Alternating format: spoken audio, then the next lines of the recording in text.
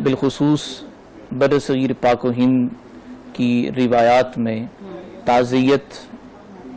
ایک اہم موقع ہوتی ہے، ایک اہم سبب ہے معاشرے کے اندر رواداری کے توازن کو قائم رکھنے کے حوالے سے اور معاشرے کے اندر احساس اپنائیت کو اجاگر کرنے کے حوالے سے۔ اللہ کے نبی صلی اللہ تعالی علیہ وسلم نے جو تعزیت کی دعا ہمیں سکھائی ہے وہ کچھ یوں ہے: ان للہ ما اخذ وَلَهُ مَا أَعْطَى وَكُلُّ شَيْءٍ عِنْدَهُ بِأَجَلٍ مُّسَمًّى فَلْتَصْبِرْ وَلْتَحْتَسِبْ۔ صحیح بخاری کی یہ روایت ہے، اس کا ترجمہ یہ ہے کہ بے شک اللہ ہی کا تھا جو اس نے لے لیا، اور اللہ ہی کا ہے جو اس نے عطا کیا، اور اس کے نزدیک ہر شخص کا ایک وقت مقرر ہے، لہٰذا تمہیں چاہیے کہ صبر کرو اور ثواب حاصل کرو۔ اجازت ہو تو آپ کے توسط سے وطن عزیز پاکستان کی ایک عظیم نامور شخصیت شیخ القرآن حضرت مولانا غلام اللہ خان نور اللہ مرقدہ کے فرزند ارجمند مولانا اشرف علی تھانوی، مولانا اشرف علی خان صاحب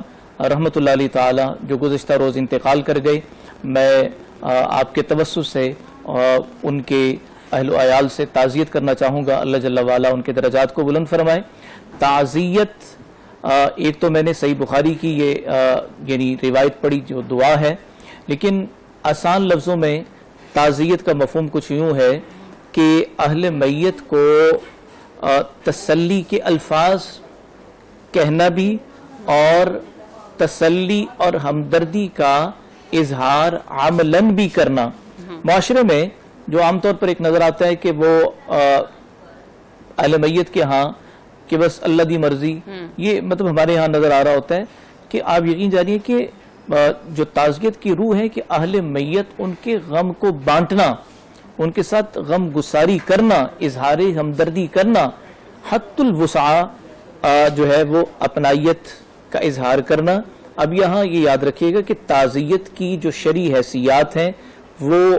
مختلف حوالوں سے ہمیں ملتی ہیں۔ نمبر ایک، اگر قریبی اعزہ ہیں تو وہاں پر تعزیت واجب ہو جاتی ہے، دور کے ہیں تو مسنون ہو جاتی ہے، اور اسی طرح سے باقی اہل ایمان ہیں، کوئی رشتہ ناطہ نہیں بھی ہے تو وہاں پر تعزیت مستحب ہے، یعنی کہ کرنے پر اجر ہے، نہ کرنے پہ کوئی مواخذہ اور گناہ نہیں ہے۔ لیکن آج کل جو تعزیت ایک ٹرینڈ بن چکا ہے نا کہ جہاں مفادات ہوں سیاسی طور پر، جہاں مفادات ہوں جناب والا کوئی بزنس سے ریلیٹڈ یا اور کوئی کسی کی فیور لینی ہو تو وہاں بڑھ چڑھ کے 10 مرتبہ اہل میت سے تعزیت کی جا رہی ہوتی ہے، اور جہاں کوئی لین دین نہیں ہے، کسی قسم کے مفادات وابستہ نہیں ہیں، عام لوگ ہیں، غریب لوگ ہیں، تو وہاں جانا کوئی گوارا بھی نہیں کرتا، اور ایک طرف کوئی یعنی طویل عمر گزاری اور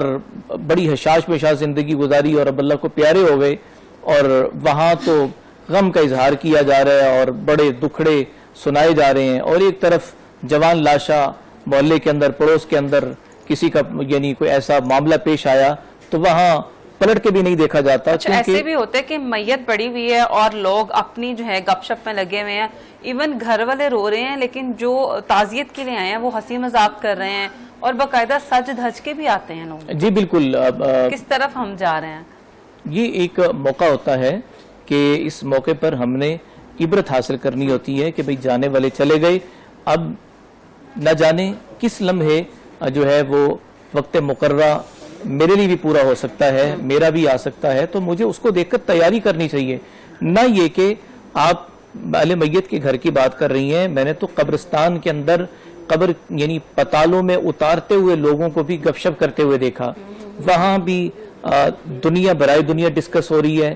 وہاں بھی جو ہے وہ ریٹس یعنی بتائے جا رہے ہیں، اس کا اتنا اس کا اتنا، جہاں ہم نے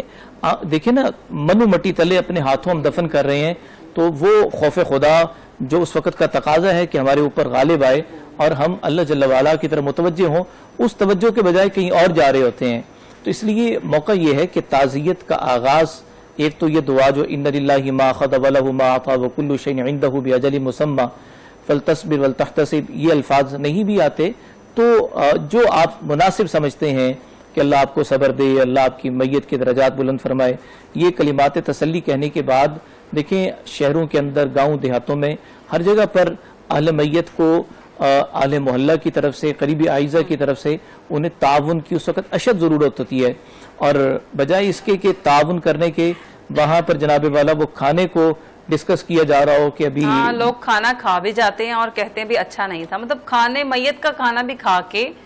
وہ بھی ڈسکس کرتے ہیں. اچھا, میت کی کیا کیفیت ہوتی ہے اور اس کے لیے سکون کے لیے کیا کرنا چاہیے جو تعزیت کے لیے لوگ آتے ہیں؟ دیکھیں سب سے پہلی بات تو یہ ہے کہ اہل میت یعنی میت کے جو ورثاء ہیں انہیں چاہیے کہ ہر چیز قرآن و سنت کے مطابق وہ انجام دیں, اور بدعات سے, خرافات سے, رسومات سے, فضول خرچی سے, ان چیزوں سے, دکھلاوے اور ریاکاری سے اپنی ذات کو بچائیں, تاکہ اہل میت کے جو نامہ اعمال میں وہ اضافے کا سبب بنے. کیونکہ حدیث میں آتا ہے اذا مات الانسان انقطع عنہ عمله الا من ثلاثه او من صدقۃ جاریہ او علم ينتفع به او ولد صالح يدعو له. جب آدمی دنیا سے جاتا ہے تو ساری چیزیں منقطع ہو جاتی ہیں, صرف 3 چیزیں باقی رہتی ہیں. نمبر 1 کہ وہ یعنی اس نے کوئی ایسا صدقہ جاریہ چھوڑا ہے جسے لوگ فائدہ اٹھا رہے ہیں, کوئی کنواں کھدوا دیا, کوئی ڈسپنسری, کوئی مسجد بنوا دی, مدرسہ بنوا دیا. اور سیکنڈلی کوئی ایسا علم چھوڑا کہ لوگ اس سے فائدہ اٹھا رہے ہیں. اور